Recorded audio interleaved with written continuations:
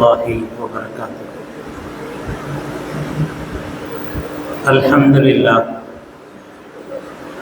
لله رب العالمين، نحمده ونستعينه ونستغفره ونؤمن به ونتوكل عليه، ونعوذ بالله من شرور أنفسنا ومن سيئات أعمالنا، من يهده الله فلا مضل له ومن يضلله فلا هادي له، وأشهد أن لا إله إلا الله وحده لا شريك له، وأشهد أن محمدا عبده ورسوله أرسله الله بالحق بشيرا ونذيرا وداعيا إلى الله بإذنه وسراجا منيرا.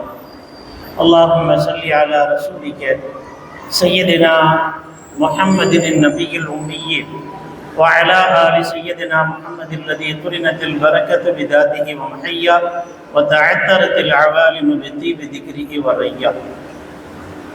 لي خمسة أطفي بها حر الوباء الحاتمة، المصطفى والمرتضى وابنهما والفاطمة. قال الله تعالى في محكم تنزيل وفي الفرقان الحميد: أعوذ بالله من الشيطان الرجيم، بسم الله الرحمن الرحيم. قل هو الله أحد الله الصمد لم يلد ولم يولد ولم يكن له كفوا أحد. صدق الله المولانا العظيم.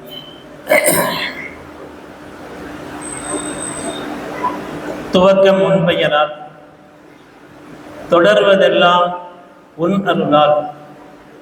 தூயவனே, உன் திருநாமத்தை போற்றி உன் துணையோடு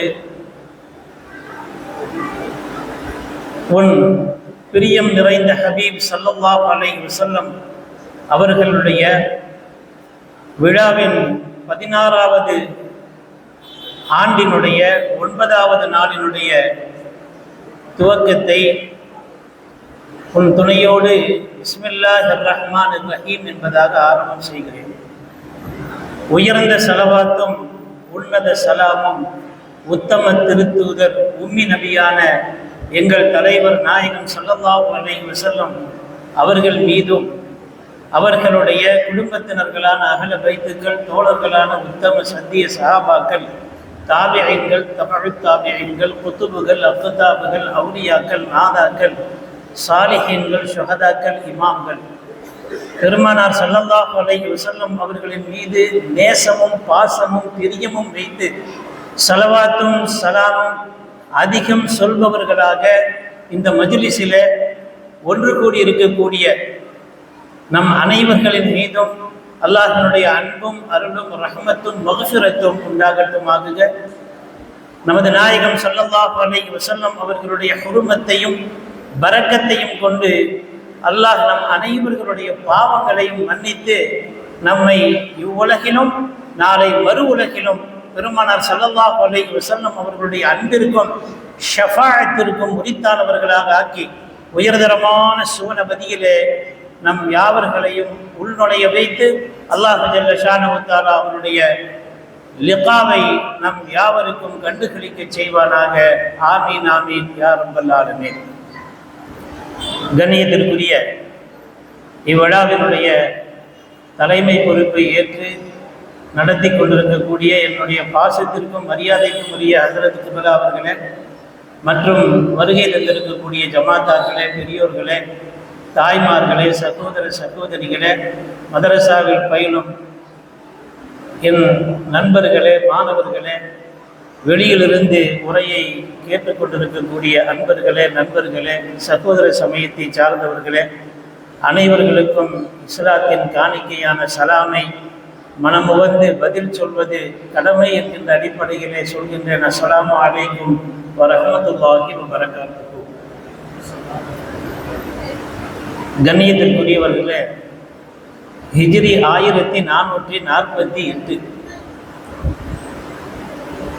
ஹிஜ்ரா காலண்டரின் பிரகாரம் வருடம் 1448வது ஆண்டு நடக்கின்றது.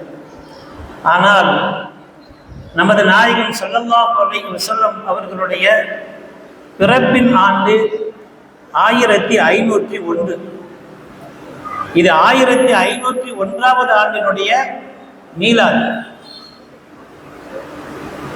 இத்தனை ஆண்டுகள் ஆகியும் கொஞ்சம் கூட குறைவில்லாத வகையிலே பெருமானார் ஸல்லல்லாஹு அலைஹி வஸல்லம் அவர்கள் ஜெயித்து நிற்கின்றார்கள் என்றால், அவர்களுடைய புகழ் பேசப்படுகின்றதென்றால், பாடப்படுகின்றதென்றால், அவர்களுடைய சொல்லை எடுத்து சொல்லி அதிலே பல கருத்துக்களை மக்களுக்கு மத்தியிலே சீர்திருத்தத்திற்காக எடுத்து சொல்லப்படுகின்றதென்றால், நாயகம் ஸல்லல்லாஹு அலைஹி வஸல்லம் அவர்கள் வாழ்ந்து கொண்டிருக்கின்றார்கள், இன்றளவும் ஹயாத்தாக வாழுகின்றார்கள் என்பதற்கு ஒவ்வொருவருடைய உள்ளமும் அதை சாட்சியாக இருக்கின்றது.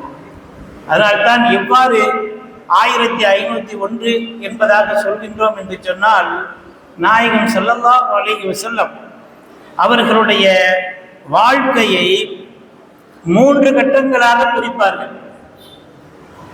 பிறப்பில் இருந்து நுபுவத் வரை ஒரு பகுதி, சாப்டர், 40 ஆண்டுகள். இந்த 40 ஆண்டு கால வாழ்க்கை ஒரு பகுதி. நுபுவத்தை அல்லாஹ் ஜல்ல ஷானஹு தஆலா பிரகடனப்படுத்த சொல்லி 40லிருந்து மக்காவினுடைய வாழ்க்கையை பெருமானார் ஸல்லல்லாஹு அலைஹி வஸல்லம் அவர்கள் அனுபவித்த 53 வயது வரை உண்டான 13 ஆண்டுகள், மக்காவின் 13 ஆண்டு காலம் நுபுவத்தை ஏற்று நுபுவத்தை பிரகடனப்படுத்தி தான் நபி என்று நாயகம் ஸல்லல்லாஹு அலைஹி வஸல்லம் அவர்கள் சொல்லி 13 ஆண்டுகள். ஹிஜ்ரத் நடந்து முடிந்து புனிதமிக்க மதீனா நகருக்கு சென்று 10 ஆண்டுகள். 3 சாப்டர்களாக, 3 பாகங்களாக, நுபுவத் வரை ஒரு பகுதி, நுபுவத்திற்கு பிறகு ஹிஜ்ரத் வரை ஒரு பகுதி, ஹிஜ்ரத்திற்கு பிறகு வஃபாத் வரை ஒரு பகுதி, மதீனாவின் வாழ்க்கை.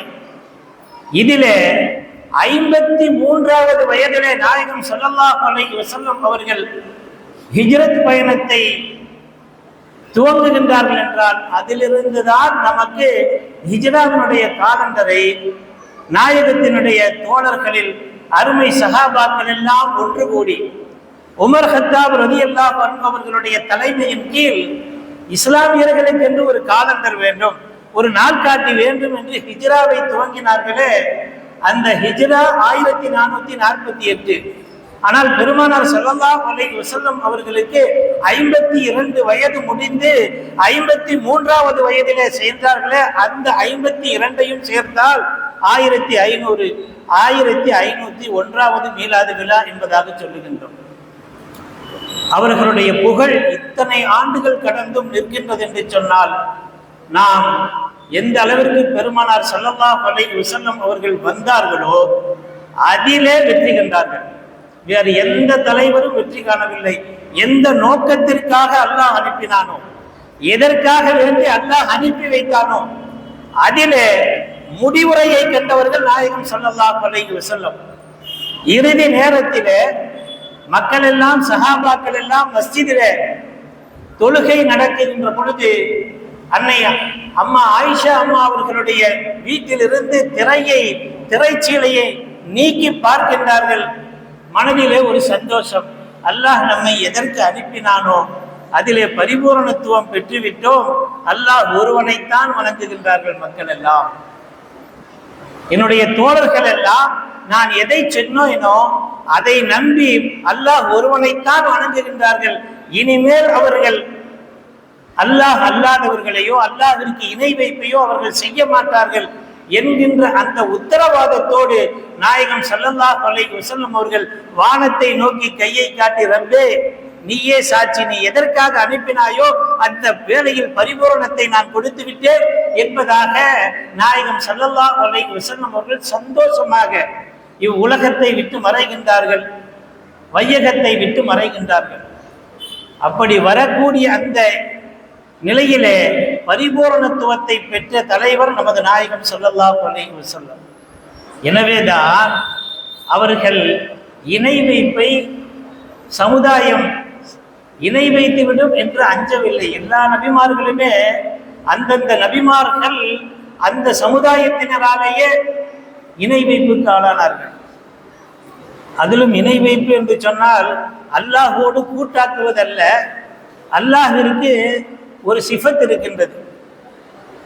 நாம் இப்பொழுது மீலாது விழா பெருமானார் ஸல்லல்லாஹு அலைஹி வஸல்லம் அவர்களுடைய பிறப்பை வைத்து விமர்சையாக சுன்னத்தான முறையில மக்களுக்கு மத்தியிலே பெருமானாருக்கு தாய் யார், தாய் ஆமினா, தந்தை அப்துல்லா, மகன்கள் யார், இப்ராஹிம், அதே போன்று காசிம், மகள்கள் யார், இப்படியெல்லாம் சொல்லி மக்களுக்கு மத்தியிலே பிரகடனப்படுத்துகின்றோமே. இது ஏன் தெரியுமா?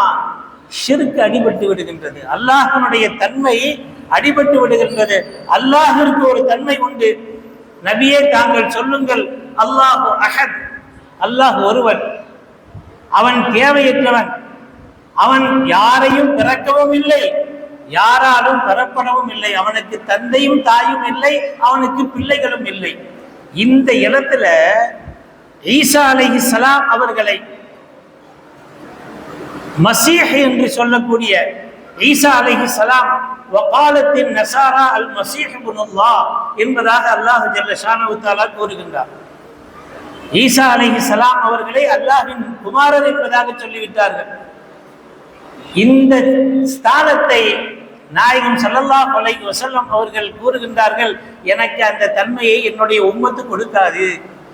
ஏன் என்று சொன்னால், என்னுடைய தலைமுறை உங்களுடைய தலைமுறை தெரிகின்றதோ உங்களுக்கு இல்லையோ, என்னுடைய தந்தை பெயர் எனக்கு தெரியும், தாயார் பெயர் தெரியும், என் தந்தையின் தந்தையான அப்பா பெயர் தெரியும், அவருடைய தந்தை பெயர் தெரியுமா?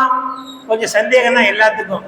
ஒரு 3 தலைமுறை தெரியும் உறுதியாக, 4வது தலைமுறை தெரியுமா என்று சொன்னால் வந்திருக்கக்கூடிய கூட்டத்திலே கேள்வியாக கேட்டால் கொஞ்சம் யோசிப்பார்கள், அவர்களுடைய காலத்தில் வாழ்ந்தவர்களை அணுகி கேட்பார்கள். ஆனால் நமது நாயகம் ஸல்லல்லாஹு அலைஹி வஸல்லம் அவர்களுடைய தலைமுறையை தெரிந்திருக்க வேண்டும் ஒவ்வொருவரும். அதனால் தான் மக்தபு மதரசாவிலே சொல்லியும் கொடுக்கின்றார்கள், பாடலாகவும் பாடுகின்றார்கள். எங்கள் நபிகள் நாயகத்தை ஈன்ற அன்னை ஆமினாவா, தந்தை பெயரோ அப்துல்லா, இப்படியெல்லாம் கூறி ஹாஷிம் கிளையில நாயகம் ஸல்லல்லாஹு அலைஹி வஸல்லம் அவர்கள் உதித்தார்கள் என்று சொல்லுகின்ற பொழுதே அல்லாஹ்விற்கு தாயும் தந்தையும் இல்லை, பிள்ளைகளும் இல்லை, எங்கள் நாயகத்திற்கு எல்லாம் உண்டு. அதிலிருந்தே அடிபட்டு விடுகின்றது. மீளாது வைப்பது இருக்கின்றதை, பிறப்பை கொண்டாடுவது அல்லாஹ் ஒருவன் என்று சொல்வதற்கு அந்த ஸ்தானத்தில் இருக்கின்றது. எனவேதான் நாயகம் ஸல்லல்லாஹு அலைஹி வஸல்லம் அவர்களுக்கு ஏகப்பட்ட தனிச்சிறப்புகள் சாதாரணமானவர்களுக்கும் பொதுவாக நபிமார்களுக்கும் உண்டான வேறுபாடு நிறைய இருக்கின்றது. வஹி அவர்களுக்கு வரும். அதே போன்ற இஸ்மத், பாதுகாப்பு. அல்லாஹ் ஜல்ல ஷானஹு தஆலா நபிமார்களை அவர்களுடைய எல்லா ஆபத்துக்களிலிருந்தும் பாதுகாத்தான். பாவங்களில் மட்டுமல்ல, மாசூம் என்கிற நபிமார்கள் எல்லாம். ஆனால் நாம அப்படி அல்ல, தூங்கி எந்திரிச்சா எந்த பாவத்தில் விழுவோன்னு யாரும் சொல்ல முடியாது. அதே போன்று அவர்களுக்கு அல்லாஹ் ஜல்ல ஷானஹு தஆலா ஒரு அற்புதத்தை கொடுத்திருந்தார். மரணம் ஆகுவதற்கு முன்னால் அவர்களிடத்திலே மலக்குல் மௌத் அனுமதி கேட்பார்கள். எல்லா நபிமார்களுக்குமே, நாம் சரித்திரங்களை சொல்வது நோக்கமல்ல, எல்லா நபிமார்களும், அதுவும் மூசா அலைஹிஸ்ஸலாம் அவர்களிடத்திலே அனுமதி கேட்க வந்த பொழுது அடித்து விட்டார்கள் என்பதாக எல்லாம் வருகின்றது. ஒரு கண்ணே கலந்து விட்டது, மலக்குல் மௌத்திற்கு ஒரு கண்ணே கலந்து விட்டது. அந்த அளவிற்கு ஆத்திரப்பட்டார்கள், கோபப்பட்டார்கள். என்ன அப்படின்னு உடனே நேரா போனாங்க அல்லாஹ்விடத்தில். இந்த வானவர் மரணத்தை விரும்பாதவரிடத்திலே, ரப்பே என்னை அனுப்பினாயா என்பதாக கேட்டார்கள். அப்படியா? என்னுடைய மூசா நபி அப்படி சொல்லி இருக்க மாட்டார்களே என்பதாக அல்லாஹ் சொன்னான். அல்லாஹ்வோடு பேசிய நபி திரும்பவும் வந்தார்கள். என்ன நிலை எப்படி இருந்தாலும் சரி, ஒரு நாள் நீங்கள் மரணமாக வேண்டும் தான். இதோ இந்த ஆட்டை கொடுத்து தலவுங்கள், ரோமம் எத்தனை ரோமம் இருக்கின்றதோ அத்தனை ஆண்டுகள் உங்களுக்கு அல்லாஹ் வாழ்வை தருவான் என்பதாக சொல்லி அந்த சம்பவம் அப்படி போகின்றது.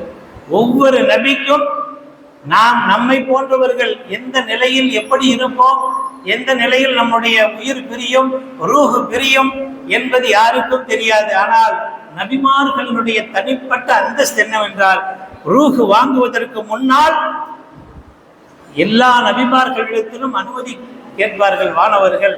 அவர்கள் கொடுத்தால்தான் ரூபியை வாங்குவார்கள்.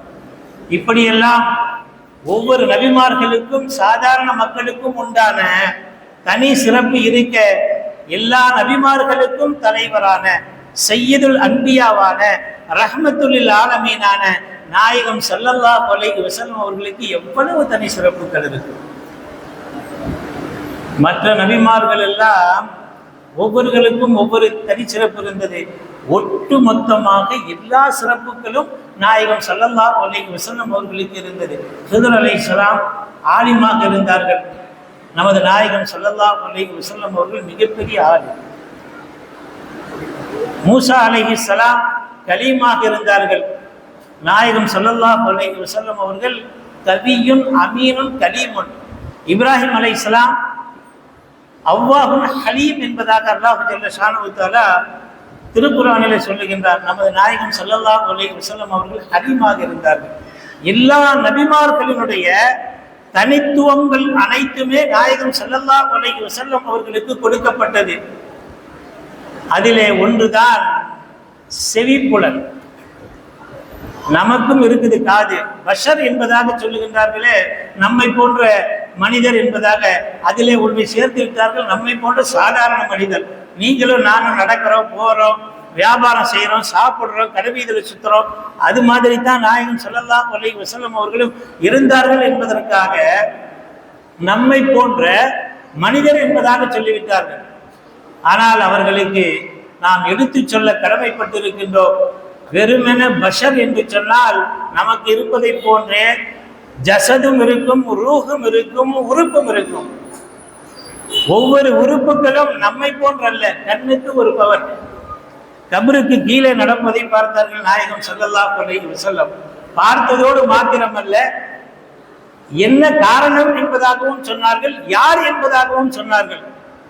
சம்பவம் பெரிது. இருந்தாலும் ஒரு முறை 2 கபருக்கு மத்தியிலே மர்ர அலா கபரைன் 2 கபர்கள் இருக்கும் மத்தியிலே நடந்து சென்றார்கள். இன்னஹுமா லா யுஅத்தபானி, நிச்சயமாக 2 பேர்களும் வேதனை செய்யப்படுகின்றார்கள் என்று சொல்லிவிட்டு லா யுஅத்தபானி ஃபீ கபீர், பெரும் பாவத்திற்காக வேதனை செய்யப்படவில்லை. ஒருவர் சிறுநீர் கழித்து விட்டு சுத்தம் செய்யல. லா யஸ்தஞ்சி மினல் பவுல், சிறுநீர் கழித்திட்டு சுத்தம் செய்யாத இந்த காலத்துல, நவீனமாக இருக்கக்கூடிய காலத்துல, முற்காலத்துல எல்லாம் டேலா இருக்கும். இப்ப டிஷ்யூ பேப்பர் வந்துருச்சு. மோதினாருக்கு வேலையே, பிலாலுக்கு வேலையே என்னன்னா, மண்ணை எடுத்து ரவுண்ட் ரவுண்டா டேலா கட்டி போடுவாங்க. அந்த அளவுக்கு நம்முடைய முன்னோர்கள் சுத்தத்தின் சிகரமாக இருந்தார்கள். டேலாவும் பிடிக்க வேண்டும், தண்ணீரை கொண்டும் கழுக வேண்டும், அவ்வளவு பேணுதல். ஏன்னா கபருல வேதனை, உங்களுடைய ஆடையில் நஜீஸ் பட்டு விட்டால். அந்த காரணத்தை சொன்னார்கள் நாயகம் ஸல்லல்லாஹு அலைஹி வஸல்லம். லா யஸ்தஞ்சி மினல் பவுல், சிறுநீர் கழித்து விட்டு சுத்தம் செய்யாத காரணத்திற்காக ஒருவர் வேதனை செய்யப்படுகின்றார். இன்னொருவர் கோல் மூட்டி திரிகின்ற காரணத்திற்காக வேதனை செய்யப்படுகின்றார் என்று வேதனையை மட்டும் சொல்லவில்லை, வேதனை செய்யப்படுவதற்குரிய காரணத்தை சொன்னார்கள். பெருமானாரினுடைய பார்வைக்கு அல்லாஹ் ஜல்ல ஷானஹு தஆலா அந்த சக்தியை கொடுத்திருந்தார். நீங்க நல்லா விட்டு பார்த்தாவே லவ் தஅலமூன மா அலமு, நான் பார்க்கறத, நான் அறிந்ததை நீங்க அறிந்து கொண்டீர்களே, ஆனால் லஹைதும் கலீலன் வல பகைதும் கசீரா. ஹதீஸ். நீங்க ஒழுங்கா குறைவாக, நீங்க அதிகமா சிரிக்கிறீங்க. லஹைதும் கலீலன், குறைவாக சிரிப்பீர்கள், அதிகமாக அழிவீர்கள் என்பதாக நாயகம் ஸல்லல்லாஹு அலைஹி வஸல்லம் அவர்கள். இப்படி கண்ணுக்கும் காதினுடைய பவர். நமக்கு ஏதாவது பேசினா, நம்ம மனுஷன் பேசுறது கூட ஒழுங்கா காதுல ஒழுகாது. நமக்கு எத்தனை தடவை கேட்குறோம் என்ன என்ன என்னான்னு. ரூம்ல உட்காந்துட்டு அதற்கு மாணவர்களை கூப்பிடுவாரு, இன்னுமே காதில் ஒழுகாது. வேற ஏதாவது செல்போன்ல வச்சுட்டு இருப்பாங்க. கவனங்கள் வேறு பக்கம் போகின்ற பொழுது. ஆனால் நாயகம் ஸல்லல்லாஹு அலைஹி வஸல்லம் அவர்களுடைய செவி, பறவை பேசியது, மரம் பேசியது, மட்டை பேசியது, எல்லாம் பேசியது. ஆட்டு இறைச்சி இருக்கின்றது, துண்டாக அறுத்து ஒரு யூத பெண்மணி பெருமானாரை கொல்ல வேண்டும் என்கின்ற, அவர்களுடைய உயிரை எடுக்க வேண்டும் என்கின்ற எண்ணத்திலே நஞ்சை கலந்து நளினமாக பேசி விருந்துக்கு அழைத்து, இரக்க குணம் நிறைந்த பெருமானார் ஸல்லல்லாஹு அலைஹி வஸல்லம் அவர்கள் சாந்த குணம் நிறைந்த, யார் விருந்துக்கு அழைத்தாலும் ஏற்றுக்கொள்வார்களே, அந்த மாதிரி வந்தார்கள். அமர்ந்தார்கள்.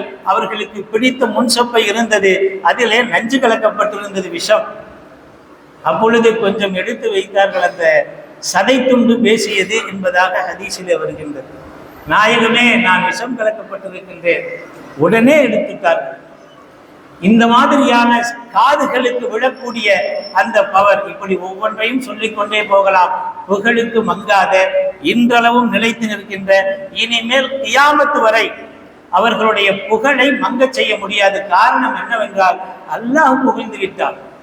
அல்லாஹ் தனக்கு இருக்கக்கூடிய எல்லா அந்தஸ்தையும் ரப்புல் ஆலமீன் நாயகத்திற்கு கலிமாவிலே பங்கை கொடுத்து விட்டார். லா இலாஹ இல்லல்லாஹ் முஹம்மதுர் ரசூலுல்லாஹ்.